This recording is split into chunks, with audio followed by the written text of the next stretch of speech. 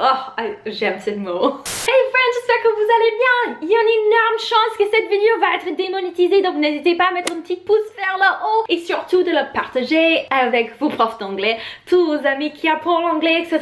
Ça m'aidera énormément. Mais je pense que ça va être un peu fun. Je vais me lâcher un peu et je vais fermer la porte parce que je veux pas que ma fille entende parce qu'elle est à la maison.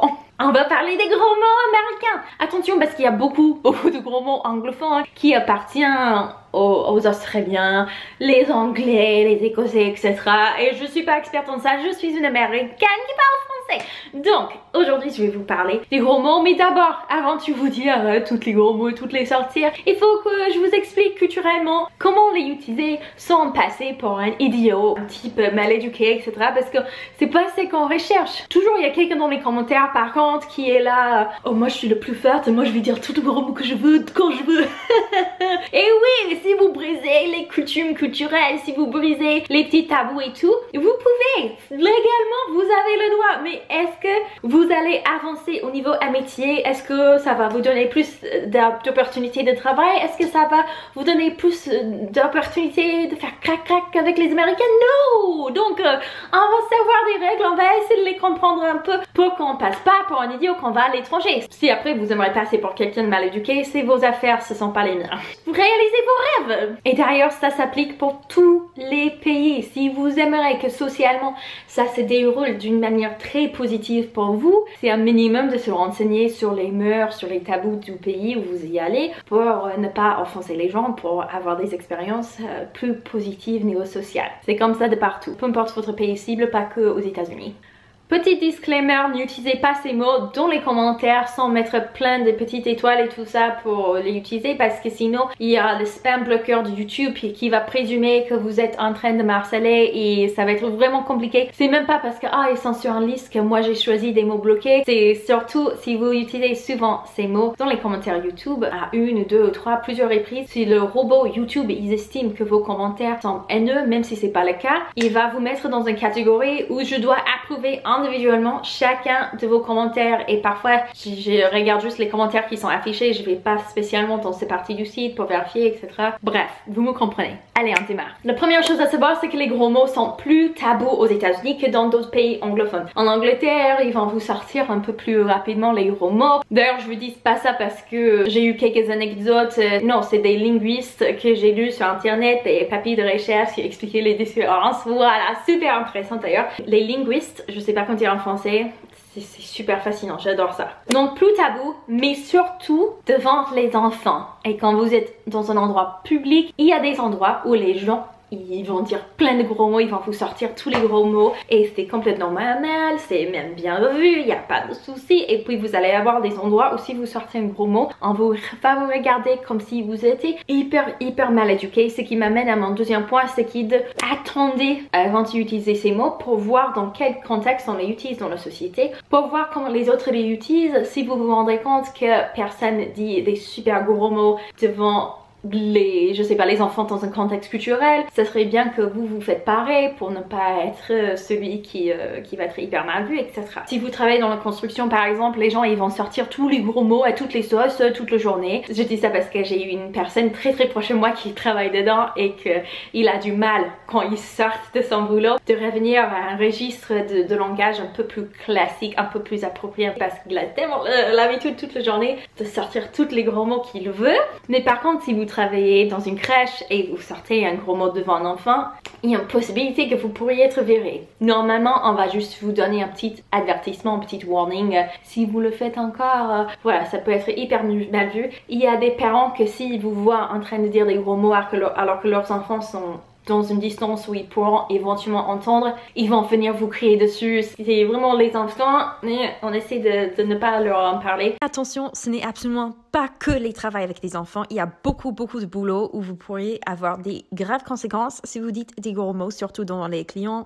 Vous pouvez être viré sur place instantanément. Donc, je vous dis ça en tant qu'ami parce que je vous aime, je tiens à vous et je veux vraiment pas que quelqu'un perde un boulot pour quelque chose d'aussi bête que ça. Faites gaffe, faites attention, regardez ce que vos collègues y font et vous allez bien vous en sortir. Je dis pas que c'est la meilleure façon de faire, je dis pas que c'est la pire façon de faire, je vous dis juste comment il faut faire pour passer pour quelqu'un bien éduqué. Hein? Du plus gentil au pire. Le plus gentil, selon moi, c'est le mot hell qui veut dire l'enfer. Je comprends pas pourquoi ce mot c'est tellement tabou. Souvent on va dire par exemple what the hell, like what? Mais je comprends pas. Ça veut dire littéralement l'enfer. Pourquoi est-ce que l'enfer c'est un gros mot? Je sais pas, mais je me souviens quand j'étais venue en France, j'étais surprise qu'on pouvait dire l'enfer comme ça, juste comme ça. Alors vous pouvez l'utiliser dans un contexte où vous êtes dans une église et vous êtes en train d'utiliser dans un sens genre très littéral, vous parlez réellement de l'enfer littéral et tout. Mais par exemple si vous allez dire que votre vie c'est un enfer en ce moment et vous dites hell pour dire que votre ami c'est quand... pas votre ami, votre vie est comme ça actuellement, les gens pourraient s'en ficher complètement ou ils pourraient être des gens qui sont un tout petit peu pudiques peut-être on pourrait dire, qui sont un peu plus stricts avec des règles et tout ça, qui vont peut-être mal le prendre. Numéro 2, damn, encore c'est un gros mot qui est plutôt gentil. À la base c'est genre condamné. Pour moi ça n'a aucun sens que ça soit un gros mot, mais il faut éviter de le dire devant les enfants. Même si la majorité d'adultes ils vont le dire. Par exemple, si vous vous faites mal au pied, ah damn it!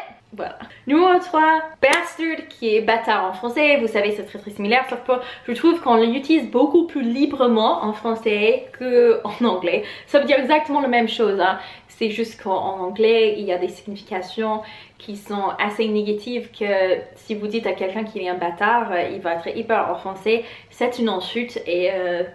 ça a un peu plus de poids d'importance qu'en France par exemple le mot bâtard. Juste pour clarifier, évidemment en France il s'agit d'un gros mot, d'un insulte également, mais c'est juste que parfois en France j'entendais par exemple des frères disputer et s'appeler bâtard et tout un peu en rigolant. En anglais américain ça serait pas trop en rigolant en fait qu'on dirait ça.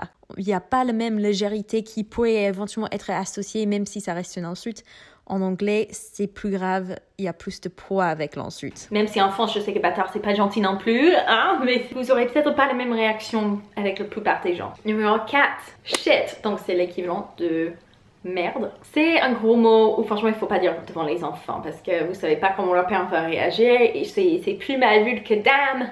Numéro 5, dickhead. Ça veut dire littéralement tête de bite. Vous dites ça si quelqu'un est vraiment injuste, il semble vraiment un pauvre type, franchement ça va pas. Voilà, he's being a dickhead. Numéro 6, asshole, trou de cul, on utilise ça comme ensuite très régulièrement pour dire que vous êtes une personne qui peut-être franchement il manque de finesse au niveau de tout ce qui se passe socialement, que vous êtes un pauvre type encore, c'est vraiment un jerk, on dit ça, c'est la version qui n'est pas un gros mot pour le dire.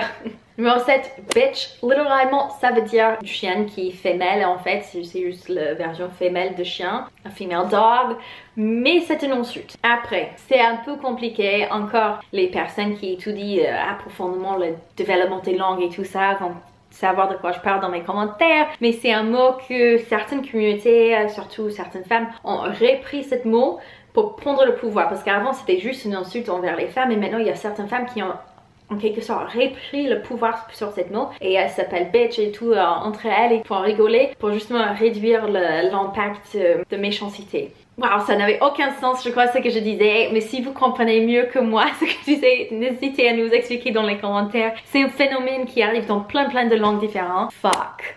Fuck. Oh, j'aime ce mot.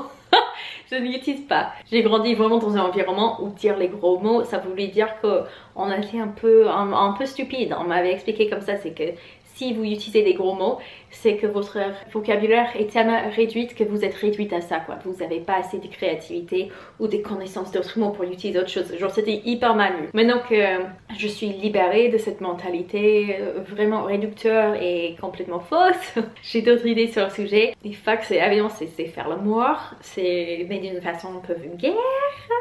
Et on peut le dire qu'on n'est pas content avec quelque chose. Si on veut insulter quelqu'un, on va ajouter un you à la fin, donc fuck you. Super fun, super fun. Numéro 10, c'est le mot qui certainement va me faire démonétiser. Cet mot dans d'autres pays anglophones est utilisé un peu plus souvent. Aux États-Unis, pour vous dire, j'en avais jamais entendu ce mot avant d'être adulte. Tellement c'est tabou. Même dans le rue en passant, j'en avais jamais entendu parler. Je savais pas que c'était un mot. Et c'est le mot cunt. C'est une insulte qui est surtout hyper réducteur pour les femmes, qui est hyper insultant. Et au niveau de gravité, c'est bien plus grave que bitch par exemple. Numéro 11, je vais pas le dire dans la vidéo, je vais vous le mettre ici sur l'écran. C'est un mot qui est utilisé vraiment comme injure, comme insulte contre les personnes qui sont homosexuelles. Ça, c'est un des 3 mots aussi, vous l'utilisez. Je veux plus discuter avec vous. Il y a certains mots comme ça en anglais qui c'est hyper grave. Alors si je sais que vous êtes étranger, je vais présumer juste que vous êtes ignorant sur le sujet. Mais si vous êtes un Américain et vous appelez quelqu'un ça, alors que vous n'êtes pas bien sûr homosexuel vous-même, ou que vous l'utilisez vraiment pour faire mal à quelqu'un d'autre, ou vous dites comme si le fait d'être homosexuel c'était une insulte, c'était une injure, etc. J'ai pas de respect pour votre philosophie sur la vie, et c'est un mot qui est hyper grave. Et pour éviter toute confusion, ce mot par contre ça veut dire complètement autre chose en Angleterre, donc n'hésitez pas à vous renseigner sur Google et tout, mais ça n'a pas du tout la même signification péjorative dans tous les sens en Angleterre. Par contre aux États-Unis, si, c'est toujours péjorative dans l'argot américain. Le deuxième mot qui tombe également dans la même catégorie, c'est un mot pour insulter les personnes qui sont handicapées.